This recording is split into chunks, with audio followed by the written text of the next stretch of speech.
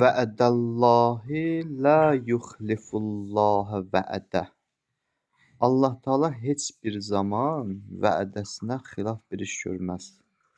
Nə deyibsə onu eləyəcək. Vəlakinnə əksərən-nəsi la ya'lemun. Amma insanların əksəriyyəti buna inanmırlar. Buna iman gətirmirlər. Neynirlər? Ya'lemunə zahirən minəl həyatid dünya. Dünya həyatının zahirinə iman gətirirlər. Nə varsa buradadır. Və hum anil axirəti hum qafilun. Axirət həyatından qafildirlər. Həqiqətən də bu iman gətirmək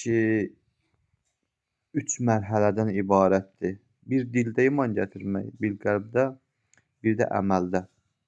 Allah Taala'nın istədiyi əməldə gətirmək, imanı əməldə gətirmək istəyir. İmam Cavad əleyhissalamdan bu hədis var ki, ağa hədislərin birində buyurur ki, iman sözlə deyil, əməl və ixlasla sübut olur. Həqiqətən də Allahın istədiyi iman budur. O ki, Allah Taala bizə Quran göndərib və orada hər şeyi bəyan eləyib, həm dünya həyatı üçün, həm axirət həyatı üçün, axirətdən bizə xəbər verir. Allah Taala buyurur ki, Allah Taala vədə etdiyi işlərə, sözlər heç vaxt xilaf olmaz. Onu deyibsə eləyəcək. Əgər cənnətlə mükafatlandırma sözü keçibsə, Allah Taala insanı cənnətlə mükafatlandıracaq.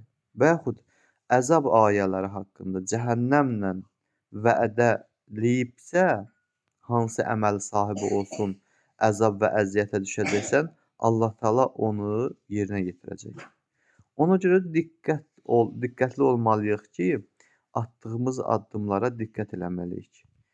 Hansı iş yaxşıdır, hansı iş pisdir. Allah Taala bizim aqibətimizi xətmi bi xeyir eləsin inşallah.